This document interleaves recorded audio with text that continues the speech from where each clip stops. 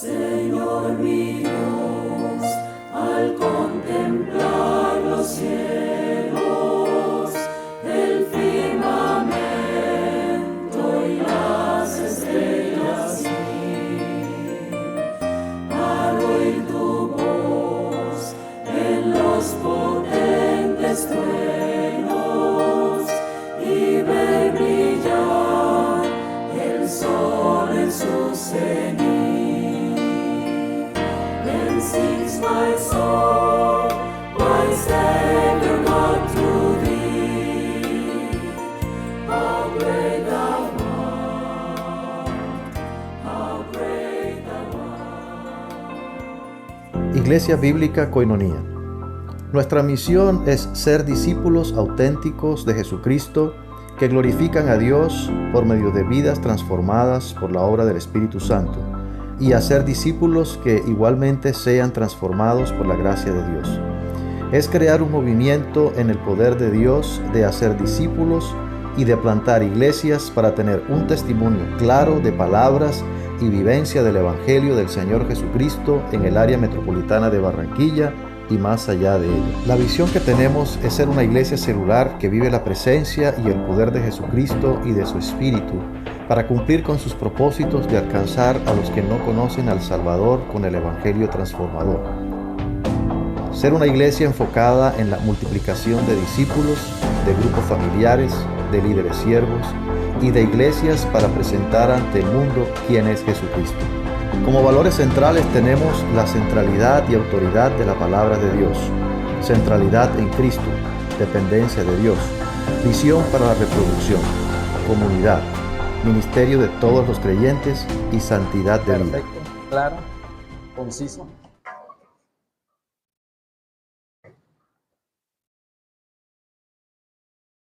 Ay, gracias. Bueno, buenos días nuevamente para todos. Muchas gracias. Le doy a Dios por esta oportunidad que me da de poder compartir con ustedes la palabra del Señor. Ya como muchos saben, hace muchos años, hace como más de 7 años, que salimos de Barranquilla. Antes nos congregábamos aquí, estábamos acá, pero el Señor nos llevó a Medellín por un tiempo y aquí estamos nuevamente. El Señor quiso que regresáramos acá y nos trajo y aquí estamos. Entonces, gracias por esta oportunidad que me ha dado el Señor hoy para compartir con ustedes la palabra del Señor. Bueno, todos se escuchan bien. Hoy no tengo mucha fuerza en la voz, entonces espero que sí escuchen plenamente. Bueno, voy a comenzar leyendo la siguiente frase.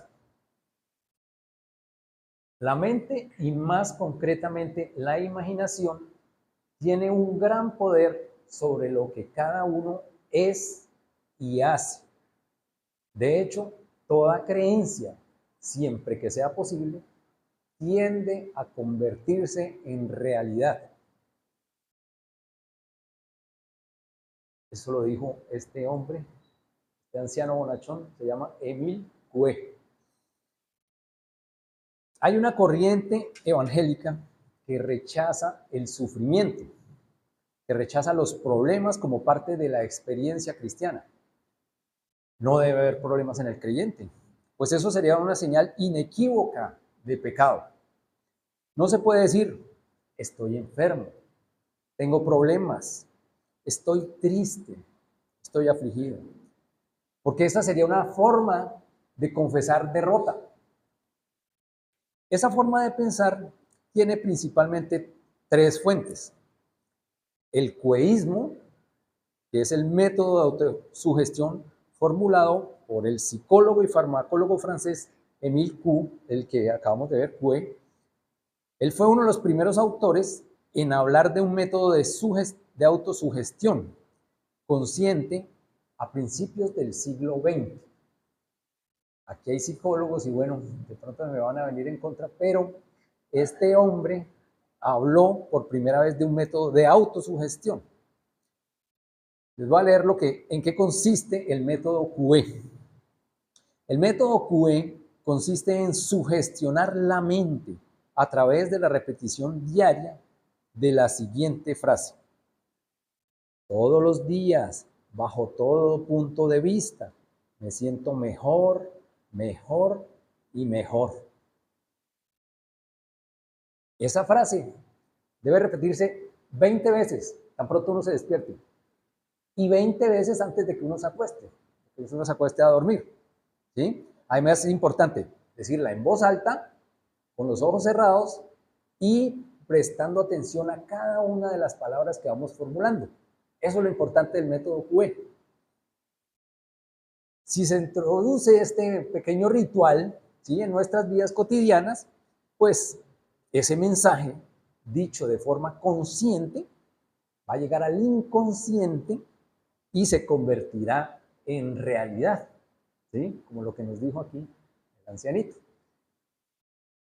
A través del método QE, uno se muestra cada día predispuesto a mejorar como persona y por tanto, con el tiempo, se llega a lograr la mejor versión de uno mismo. Esa es la forma de llegar a nuestra mejor versión. De esa manera se alcanza el equilibrio entre la mente y el cuerpo. Entonces, como les decía, esa corriente que rechaza el sufrimiento y los problemas tiene tres orígenes. Uno, el QEísmo, que es lo que acabamos de ver. El segundo es la nueva era, ¿sí?, que es la que enfatiza la transformación personal y la búsqueda de la iluminación a través de la armonía y de la energía y la conexión con el divino interior que tenemos cada uno. Eso nos dice la nueva era. La tercera fuente es la PNL, o la programación neurolingüística, ¿sí?, las iniciales de programación neurolingüística. Es un conjunto de modelos y de tácticas y técnicas, estrategias que buscan comprender y modificar patrones de pensamiento, de comportamiento y comunicación para lograr cambios positivos en la vida de las personas. Pero en todo esto, ¿en dónde está Dios? ¿En dónde se quedó Dios? No lo vemos por ahí, ¿cierto? Pero pues nosotros podemos decir, pero eso es allá con los incrédulos, los mundanos, los que nunca piensan en Dios ni nada de eso. Eso es allá. No, no, mis queridos amigos. Resulta que creyentes cristianos han introducido esas corrientes de manera muy sutil en la iglesia del Señor, y justifican su manera de pensar acomodando ciertos textos bíblicos, los descontextualizan y los ayudan para que sirvan como sustento, para decir lo que les conviene y no lo que realmente dice el texto bíblico. Un ejemplo de esto es lo que se conoce como la teología o el evangelio de la prosperidad, ¿sí? Esa teología enseña que la fe en Dios, expresada a través de la confesión positiva, y las ofrendas financieras, especialmente, garantiza la salud, la riqueza, el éxito material y una vida sin problemas. Cero estrés. Pare de sufrir. Esa es. Hoy vamos a ver qué dice Dios acerca de los problemas y los sufrimientos en la vida del creyente. Vamos a ver qué dice Dios.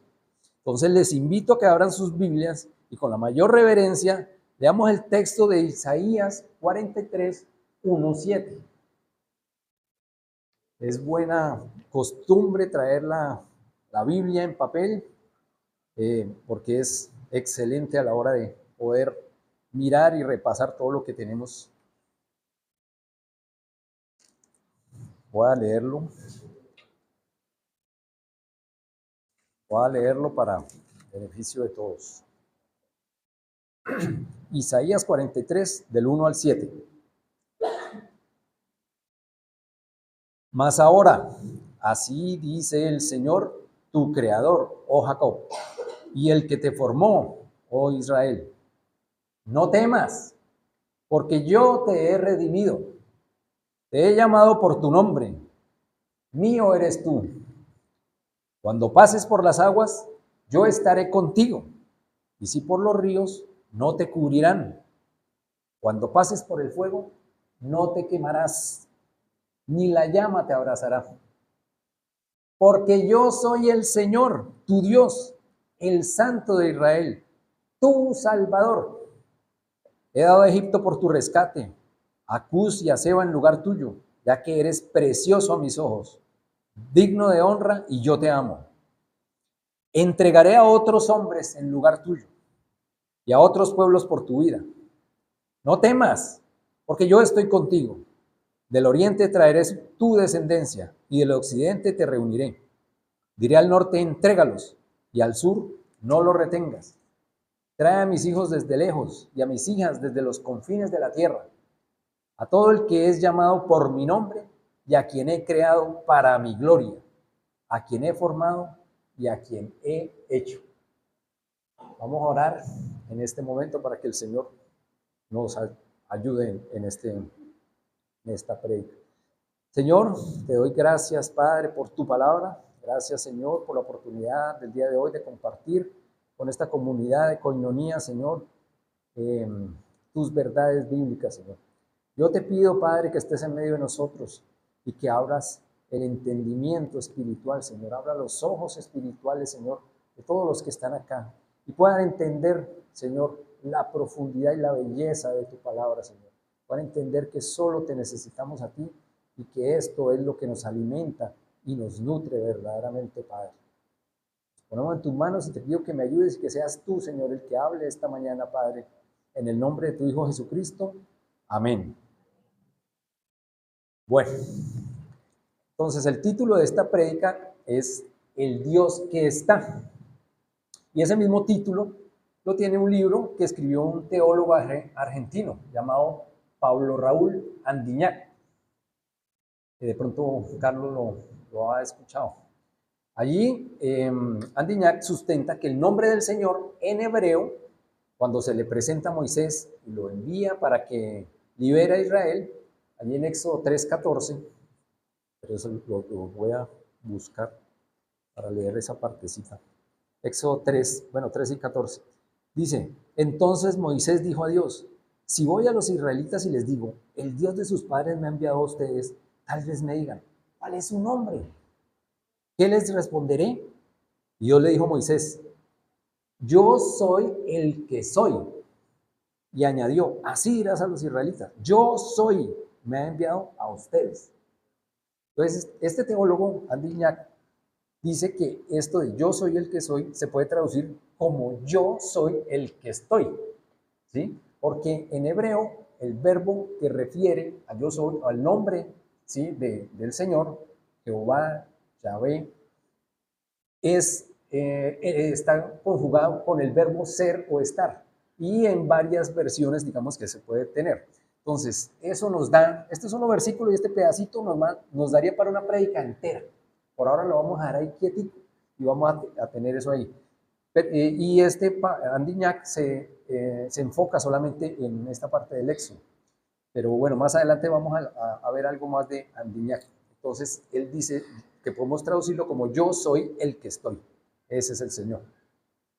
En el texto de Isaías que acabamos de leer, encontramos 3 puntos importantes. El primero, el mandato, está en los versículos 1 al 2, el motivo, y el tercer punto es el propósito, está en los versículos 5 y 7. Según los eruditos o los expertos bíblicos, el libro de Isaías se puede dividir en 2 grandes secciones principales.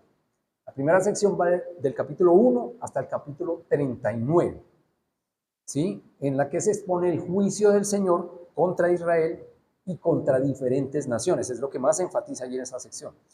Y la segunda parte, comprendida entre el 40 hasta el 66 capítulo de Isaías, allá se presenta la futura redención del cautiverio, ¿sí? El pasaje de hoy, el que estamos estudiando, está contenido en esta segunda parte, ¿sí? Del 40 al 66. Las reprensiones, las amenazas y las promesas se suceden de manera reiterada en el libro, siempre se ve. Los grandes estudiosos bíblicos señalan que Isaías tiene una gran calidad de estilo literario, pues tiene la habilidad de condenar el pecado, tronando impresionantemente la condenación, y luego pasar a exponer el consuelo divino de la manera más dulce. Eso lo podemos ver cuando leemos a Isaías. Viene la condenación y la ira, y después viene el consuelo de lo que va a hacer, y el Señor va a restaurar a su pueblo. Es impresionante. En capítulos anteriores, desde el 40 precisamente, el Señor viene dando esperanza y promesas de redención a Israel, aún en medio de los insistentes reclamos en contra de su pueblo necio. Las profecías de Isaías muestran a un pueblo que está disperso por diferentes naciones que habían invadido Israel. El pueblo estaba sometido a los regímenes de las naciones invasoras.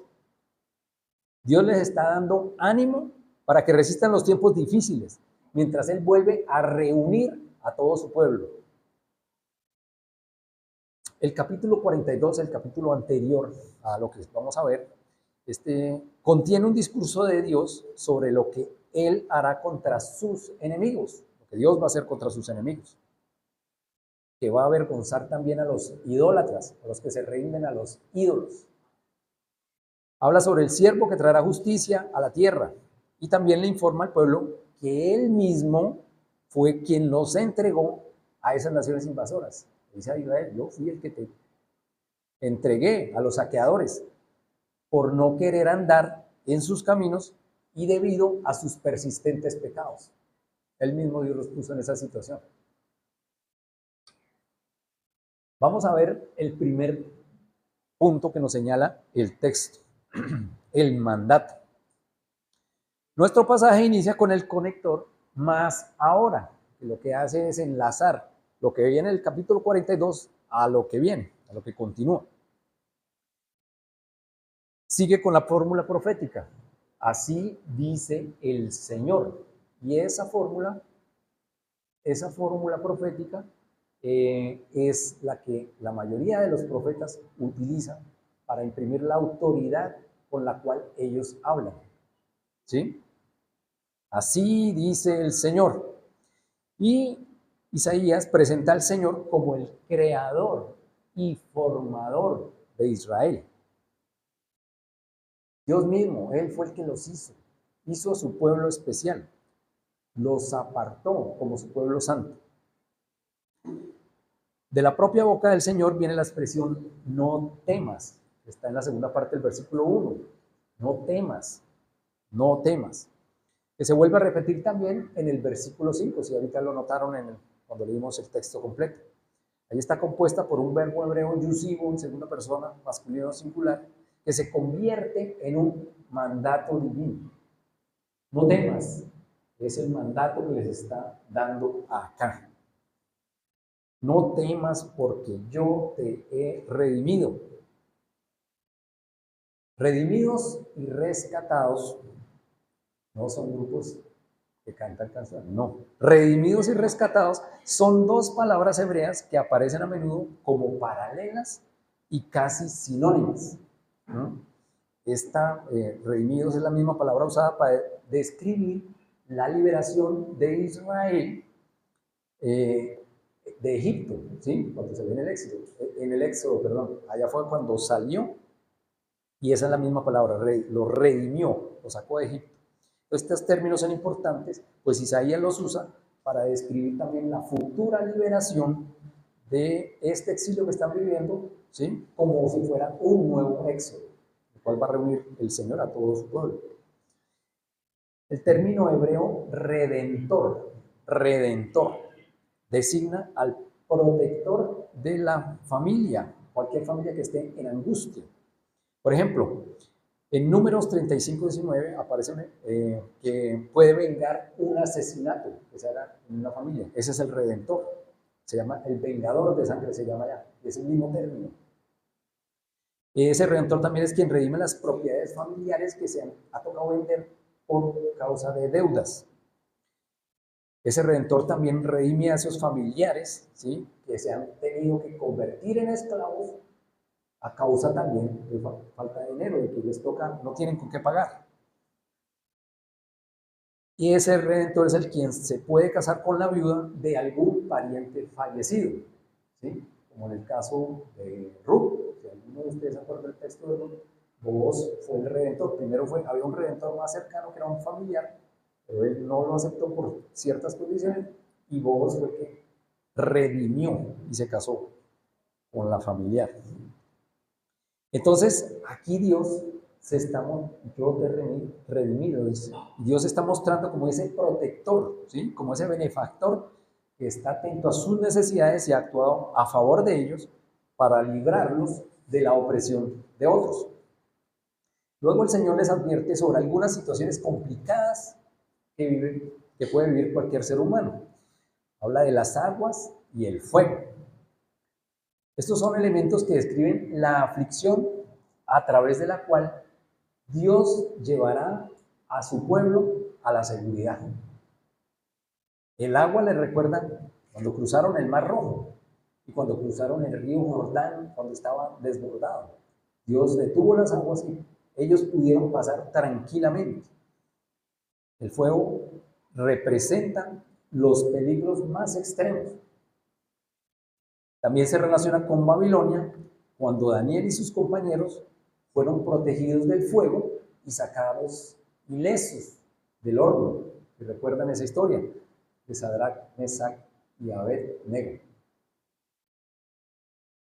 El agua y el fuego son dos peligros completamente opuestos. Completamente opuestos. Por consiguiente, se abarca entre estos dos toda clase de peligros existentes, ¿sí? Y de los cuales el Señor ha protegido a su pueblo. Entonces, se preguntan, ¿de cuál peligro no va a salvar Dios? Si lo salva del agua y del fuego.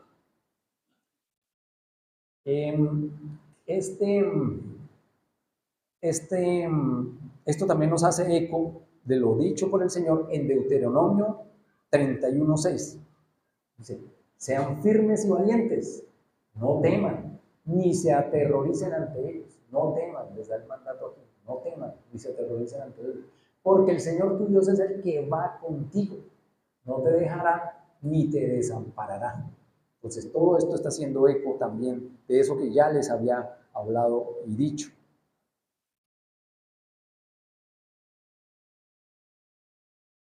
También está relacionado con un texto que encontramos en los Salmos 66, 8:2, que dice lo siguiente: bendigan, oh pueblos, a nuestro Dios y hagan oír la voz de su alabanza.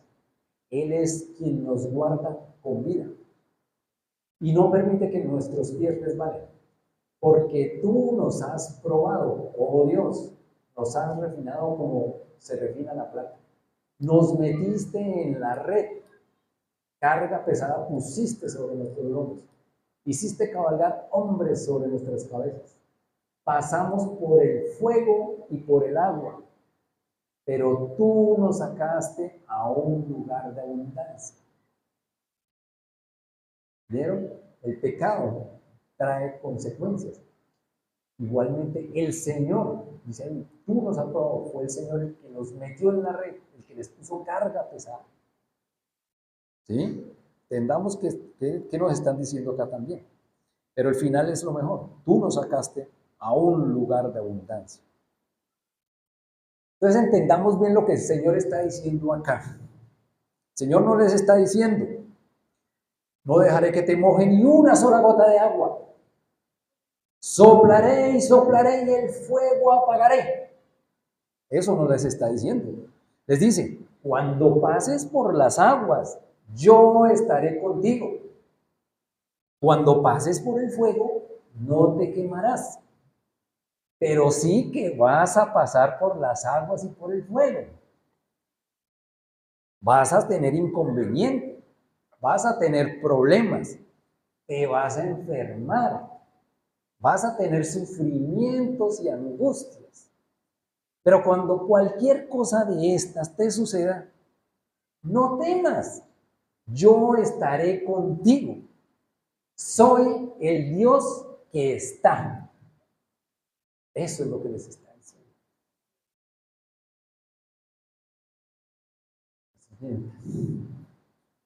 No, perdón, esta vez.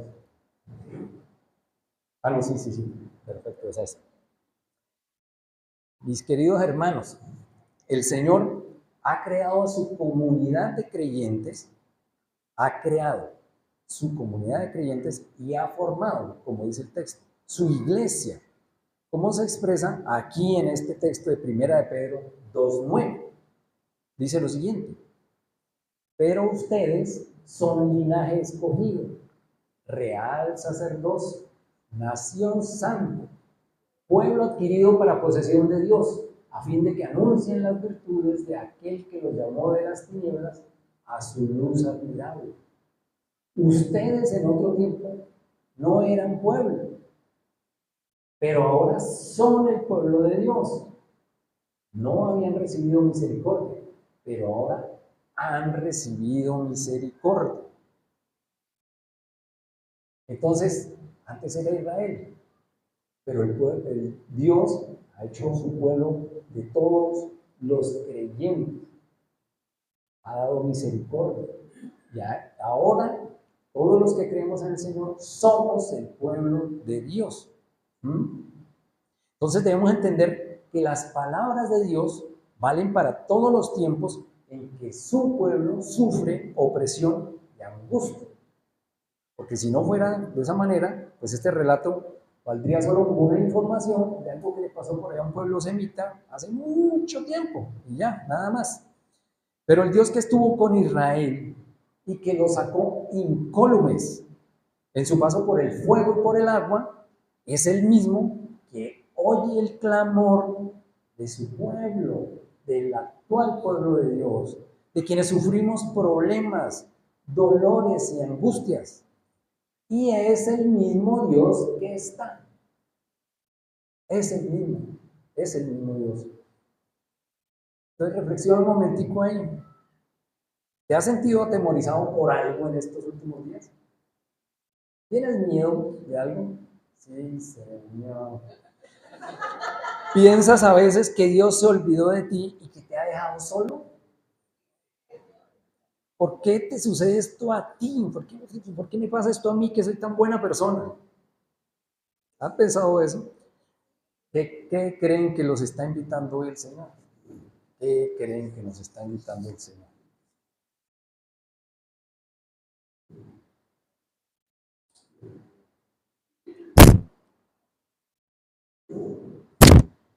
El segundo punto que incluye este texto es el motivo. El motivo está en los versículos 3, 4. ¿Cuál es la razón por la que Dios los manda a no temer? ¿Cuál es el motivo por el cual saldrán bien librados de las situaciones complicadas? Dios se presenta como el Señor, Dios, el Santo de Israel, el Salvador.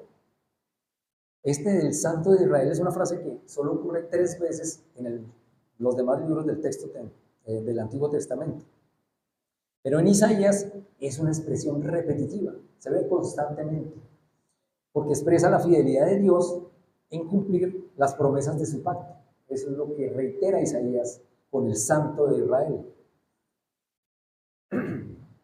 Todos estos son apelativos que resaltan la majestad del Señor. El hecho de presentarse por medio de estos calificativos llamaban fuertemente la atención del auditorio al que se dirigía. En diferentes partes del libro de Isaías se ven esos calificativos, ¿sí?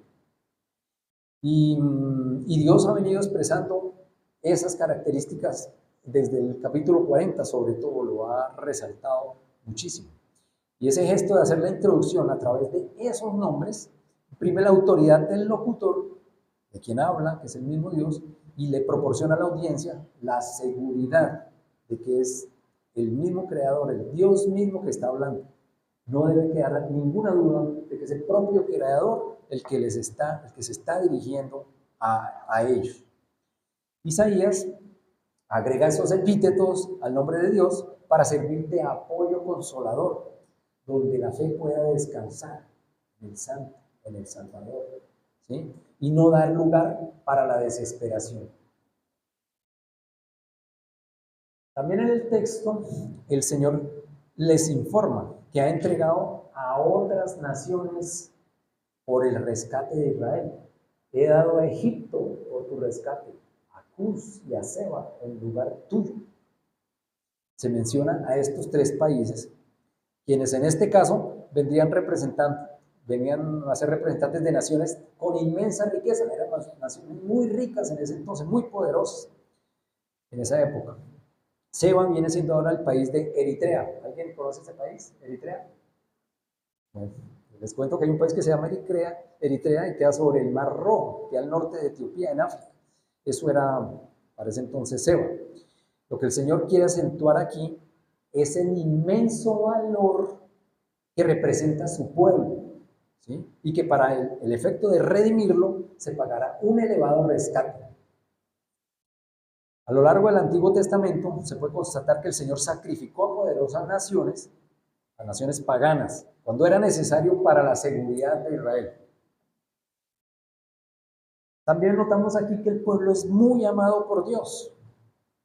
Primero dice que Él lo formó, que Él lo creó, que le pertenece. Y imagínense cuánto lo ama, que le dice, eres precioso a mis ojos.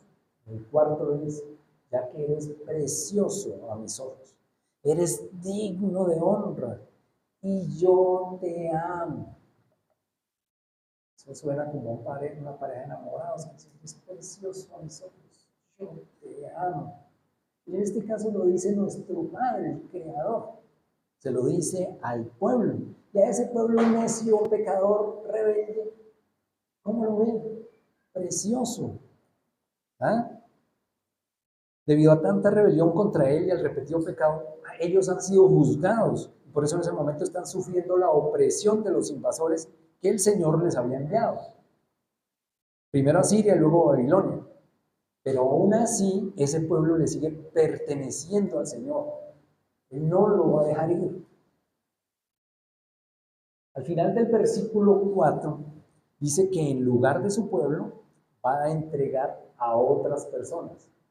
Entregaré a otros hombres en lugar tuyo y a otros pueblos por tu vida, para salvarles la vida. Para salvarles la vida. Vamos a ver. Miremos despacito. Entendemos las implicaciones tan gigantes de la afirmación que el Señor está haciendo acá. Va a salvarle la vida y va a entregar a otros en lugar de ellos por tu vida. Mis amigos, es tal el amor que el Señor le tiene a su pueblo que entregó a su propio Hijo unigénito, a su Hijo amado, en el que encuentra complacencia, al Hijo del Hombre, como se autodenomina en el Evangelio de Juan. Entregó al que nunca se rebeló, al que siempre le hizo caso, al que cumplió toda la ley sin transgredirla, al que no cometió ningún pecado. Entregó a Jesucristo por rescatar a su pueblo Israel y por rescatar al nuevo Israel, que es su iglesia, la iglesia en el nuevo pacto. Solamente a través de Jesucristo que el Señor puede vernos preciosos a sus ojos. Solo es por la obra tan inmensa de Jesucristo que el Señor nos puede ver preciosos y decir que somos dignos de honra. Solamente es a través de esa obra salvífica del Señor. Esto no es algo que podemos leer y bueno, dejarlo pasar como si nada, como si fuera cualquier cosita.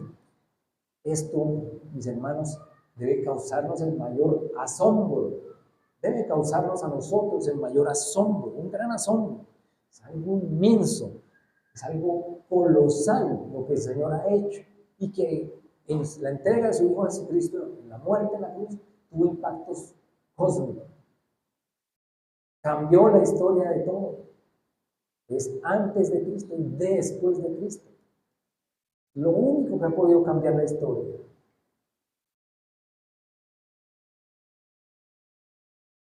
Por consiguiente, según lo que acabamos de ver, el motivo por el que no deben temer al pasar entre agua o fuego es porque el Señor es el Salvador de su pueblo. Se entregó a sí mismo en lugar de su pueblo por amor.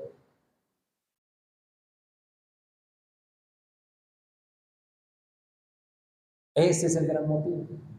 Ese es el motivo. Por ese motivo no deben temer.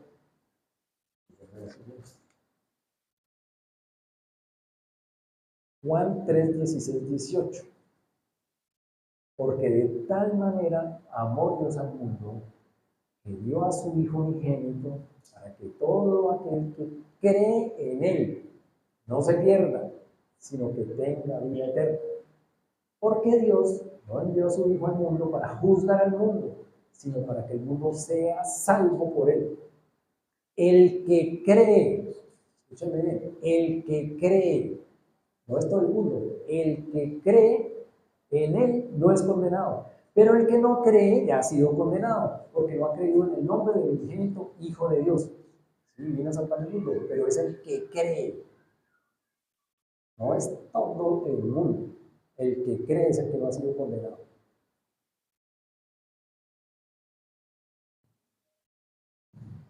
Entonces, si hay alguien aquí, no sé, que no conozca o que no haya creído todavía en el Señor, o que no conozca el Evangelio, pensemos un poquito. Tal vez te estás preguntando, ¿para qué fui hecho? ¿Para qué vine al mundo? Tal vez estás pasando por una situación complicada o estás quebrantado, estás pasando angustia o tristeza y preguntando, ¿en dónde está Dios? Tal vez te preguntes, ¿por qué estoy aquí sentado? ¿O cuál es el propósito de mi vida? Pero les digo que con el Señor no hay coincidencias. Él quiso que estuvieras aquí sentado escuchando esto esta mañana.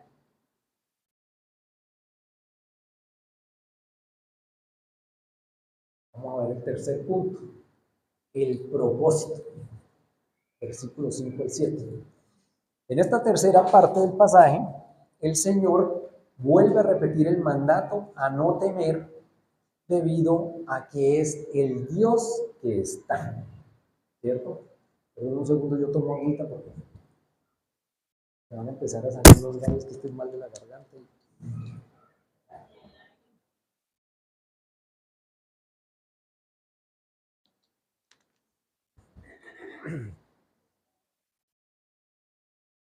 Ya lo vimos antes. El pueblo se encuentra esparcido en diferentes lugares, en diferentes zonas a causa de su reiterativo pecado. Dios está presente y afirma que va a traer a todos los habitantes que están dispersos en aquellos lugares lejanos. Traerá a todos los que se identifican con Él, a los que ha creado, a los que ha formado y a los que ha hecho para su gloria. Miremos en el 7. A todo el que he llamado por mi nombre, a quien he creado para mi gloria, a quien he formado y a quien he hecho. Miremos el siguiente. El versículo 7 se relaciona con el Salmo 100, 2:3, que dice: sirvan al Señor con alegría, vengan ante Él con cánticos de júbilo. Sepan que Él, el Señor, es Dios. Él nos hizo y no nosotros a nosotros mismos. Pueblo suyo somos y ovejas de su prado. Entonces el Señor traerá a su pueblo de vuelta desde los extremos de la tierra donde se encuentren.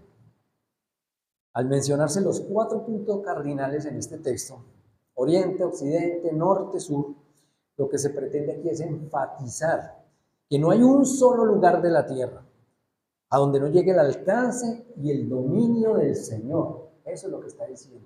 Él tiene el poder y el dominio sobre todo. Imagínense ustedes algún lugar recóndito, metido por allá en la peligrosa selva. O imagínense una isla por allá en medio del gran océano, ¿sí? Del inmenso océano. Una isla sin descubrir. Imagínense por allá, allá donde la mano del hombre no ha puesto ni un solo pie todavía. Imagínense allá. Pero allá sí llega la soberanía y el dominio del Señor. Oriente, occidente, norte, sur. Eso es lo que se quiere enfatizar acá. El Salmo 107 ratifica esto. Dice lo siguiente: den gracias al Señor, porque Él es bueno, porque para siempre es su misericordia. Díganlo los redimidos del Señor, a quienes ha redimido de la mano del adversario, y los ha reunido de las tierras del oriente y del occidente, del norte y del sur. Esto nos ratifica el dominio y la soberanía del Señor.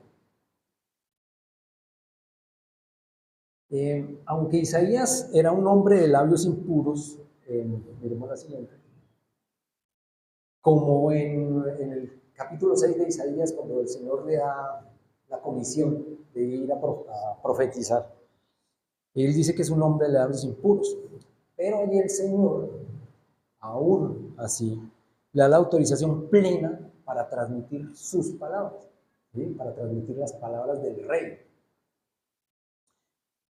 Son esas palabras que nunca vuelven vacías. Esas palabras que nunca vuelven vacías. Que nunca vuelven sin lograr el propósito para el cual Él las envía. Y el propósito final, como dice aquí este texto, así será mi palabra que sale de mi boca. No volverá a mí vacía. Ahí faltó una N, una pequeña N. No volverá a mí vacía, sin haber realizado lo que deseo. Aquí es, no volverá a mí vacía, sin haber realizado lo que deseo y logrado el propósito para el cual la envié. Porque con alegría saldrán y con paz serán conducidos. Los montes y las colinas prorrumpirán en gritos de júbilo delante de ustedes. Y todos los árboles del campo aplaudirán.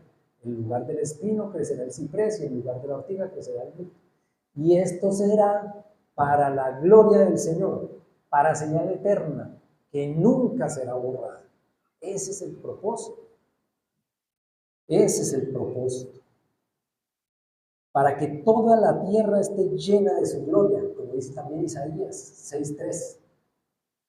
Toda la tierra esté llena de la gloria del Señor. Ese es el propósito. De pronto esta mañana, alguno de ustedes está muy feliz y contento y cree que de pronto se debe a que pudo al fin hallar la mejor versión de mí. Puede que esté muy contento por eso. Pero puede ser más bien que el Señor te ha estado buscando. Puede ser que Dios ha estado preparando tu corazón para que le des a Él la gloria. Puede ser eso. Pensemos acerca de qué nos quiere decir el Señor.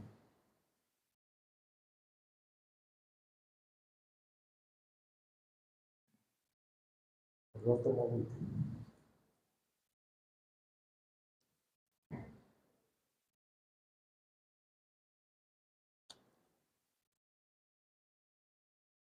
Bueno, mis queridos hermanos, nosotros, todos, somos tercos y obstinados como los israelitas. No somos diferentes, no somos diferentes. Pero leemos la Biblia y decimos, uy, ese pueblo sí. Nada que aprendió a pesar de todas esas oportunidades que Dios les daba. A pesar de que Dios les hablaba bien claro, les mandaba a los profetas y les decía, así dice el Señor. Y no lo entendían. A ese pueblo nada que ver. Pero nosotros no nos vemos en el espejo. Nosotros pecamos constantemente contra Dios, así como lo hizo Israel. Así, igualito. Pero todo eso, por supuesto, nos trae consecuencias. Todo pecado trae consecuencias y debemos siempre afrontar. Tenemos que sufrir las consecuencias de los pecados que cometemos. Una mentira a veces le cambia la vida a uno por completo y tiene que afrontar esas consecuencias el resto de la vida. Una mentira. ¿Qué pecado? Un adulterio. Cualquier pecado a veces nos trae consecuencias por un tiempo, a veces para toda la vida, y debemos afrontarlo. También sufrimos las consecuencias de otros, como los líderes y gobernantes, que pecan y que están guiando al pueblo. Hay que afrontarlo. Por eso es que es completamente absurdo, es insensato pensar que repitiendo 40 veces al día, todo está bien, no tendré ningún problema, las cosas entonces van a cambiar mágicamente. Eso es absurdo. Ustedes pueden pensar, bueno, pero eso es en otro lado. Aquí en nuestra iglesia estamos blindados de esas ideologías. Eso es en otro lado, en las otras iglesias que se ven. Pero mis queridos amigos, eso no es así. Miren, a mi hija Manuela, hace un año más de un año entró a la universidad. Y en los primeros de clase, en los primeros días de clase allá en la universidad, le hicieron inscribirse en una conferencia de PNL y pagar, que es lo peor. Ya nos enteramos fue cuando ya se había inscrito y ya había pagado. Manuela. Pero le decían que eso era iba a ser algo fundamental para su buen desempeño en el estudio. Bueno, las universidades, la televisión, el cine, la publicidad, todo lo que nos rodea nos está bombardeando de ideologías que dicen que no necesitamos a Dios, no necesitas a Dios, no necesitas a tu familia, mucho menos asistir a una comunidad de religiosos aunque no, eres tú, es tu ser, tu interior, tú puedes hacer, tú y tú.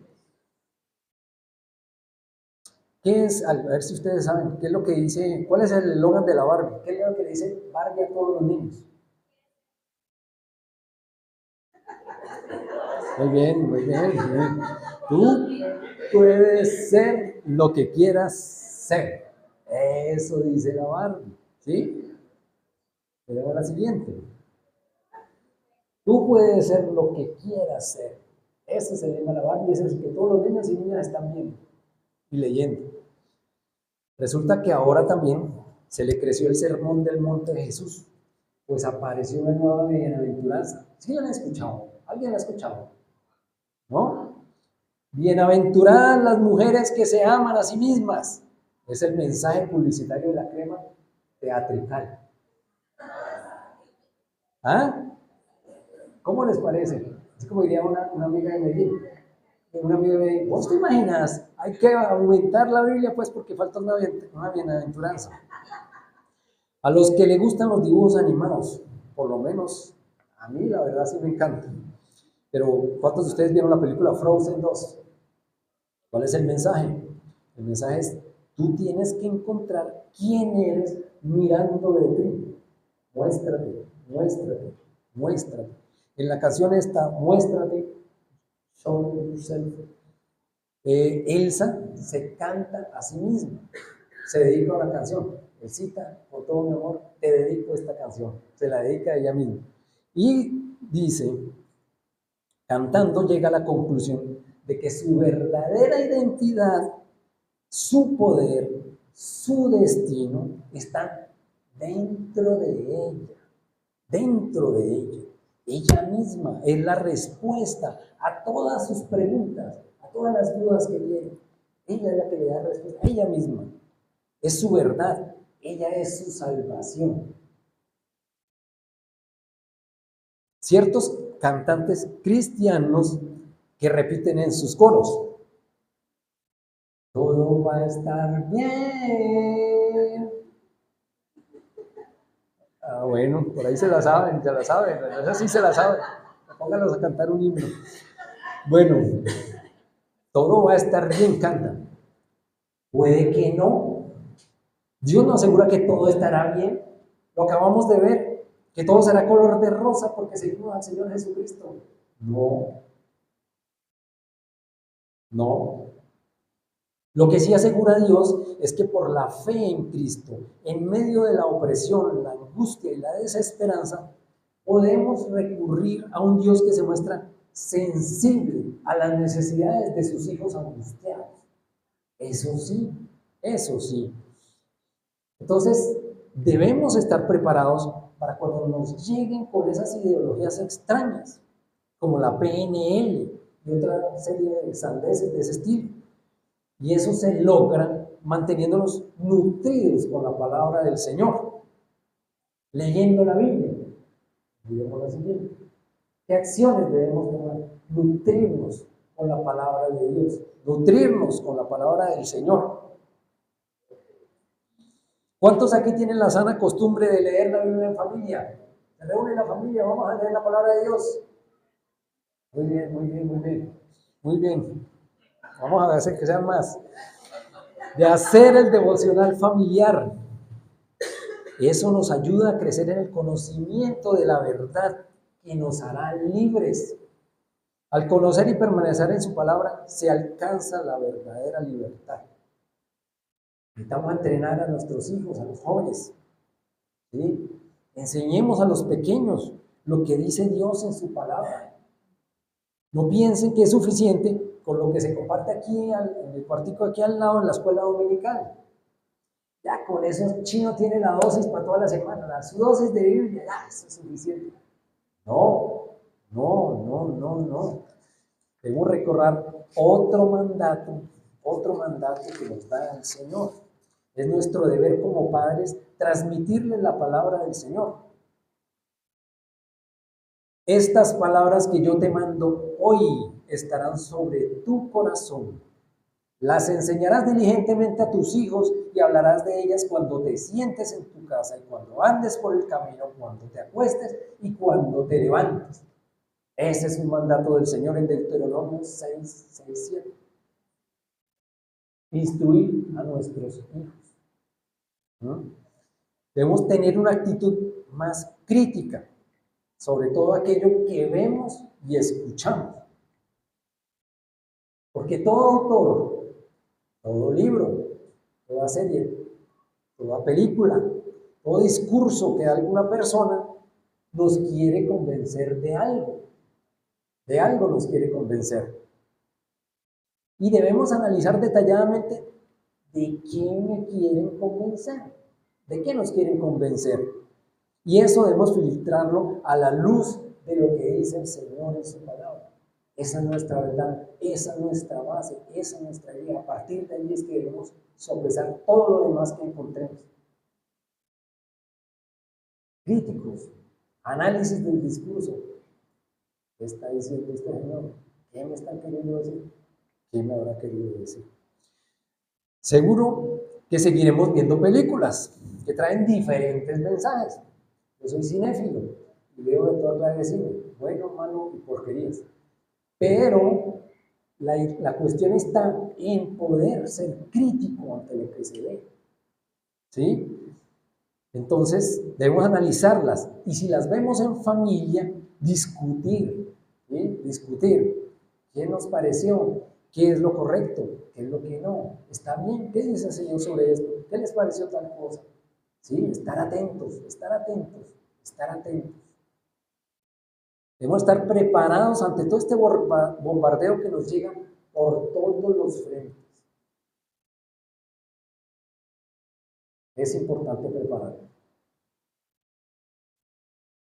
El mismo Jesús expresó: mi alma está muy triste hasta el punto de la muerte. Él estaba triste. Podemos imaginarnos el grado de angustia que llegó a experimentar Jesús como hombre. Estaba angustiado. Mateo 26:38. Tan afligido estaba que le pedía al Padre si era posible no pasar por ese sufrimiento. Estaba angustiado, pero en obediencia aceptó la voluntad del Padre y lo sufrió. En diversos salmos también se encuentra la expresión de angustia, de todos los problemas y la desesperación que vivían los salmistas. Vemos allí la tristeza, el desespero, la angustia. Las angustias, mis hermanos, son parte de la realidad cristiana. Nos llega la aflicción, pero el Señor nos da su gozo y expresa que está con nosotros. Jesús advirtió de las aflicciones. todas las aflicciones que los cristianos tendrían en el mundo, pero a la vez aseguró que estaría con nosotros y nos dejó su paz. Jesús da la gran comisión y dice: yo estoy con ustedes todos los días hasta el fin del mundo. Eso es lo que dice Jesús.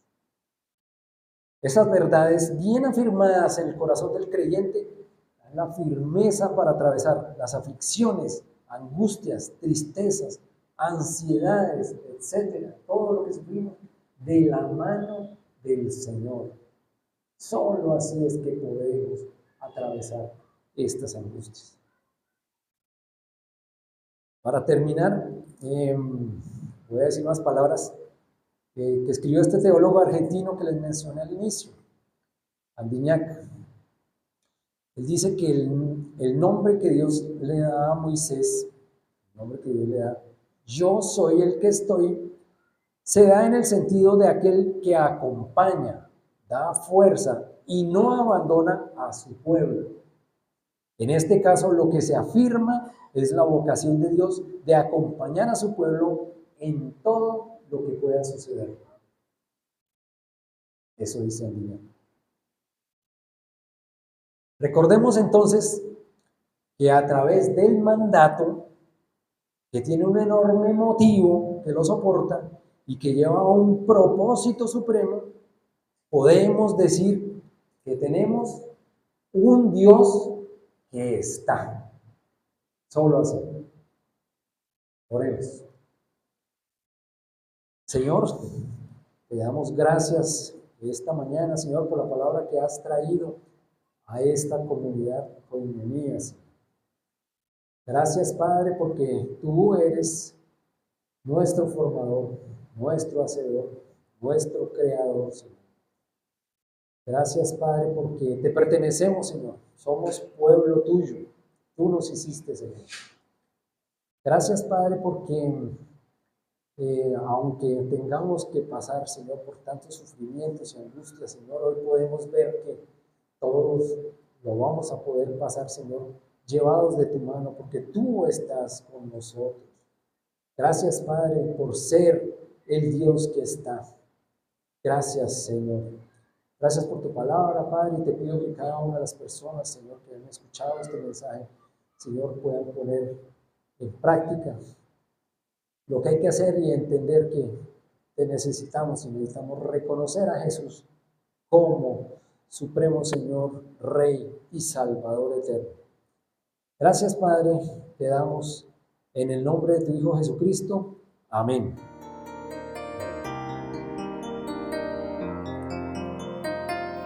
Señor mi Dios, al contemplar los cielos,